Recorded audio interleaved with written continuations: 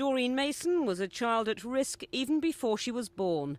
Her own mother had spent much of her early life in care, and Christine Mason's first child had lived just 10 weeks.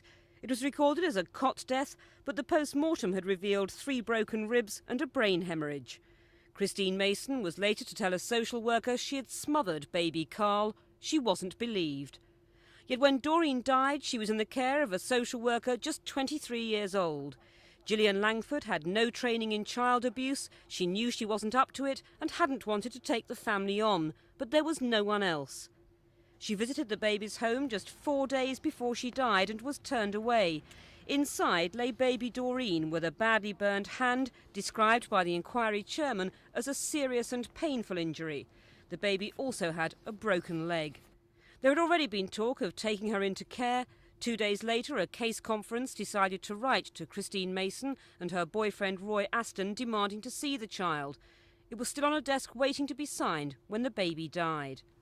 The inquiry team talk of a hard-pressed and disorganised area office which felt under siege. Relations between senior managers were described as destructive. Other welfare authorities involved in the case are criticised for being slipshod. There was no proper cooperation. They call for the rules to be tightened and list no fewer than 40 recommendations in their 150-page report. It's a standard of work that I would have expected to operate to if I was advising a local authority. It did not exist here. So in that sense, shocked would be the wrong word, because I know it exists. But I would certainly say it could have been improved.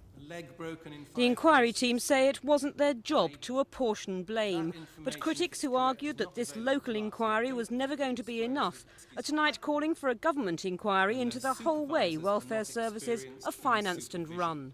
I think because there have been lots of inquiries into social services failures, particularly in London over recent years, and none of them have guaranteed that things have been put completely right, there is still a case for a wide-ranging inquiry that could put the spotlight on government or local government, so that in the future we have social services departments that can cope, as opposed to social services departments which all the evidence suggests are not and won't be coping. And social workers warned tonight that there are still 100 children known to be at risk but without a social worker in this area alone. All of them a potential Doreen Mason.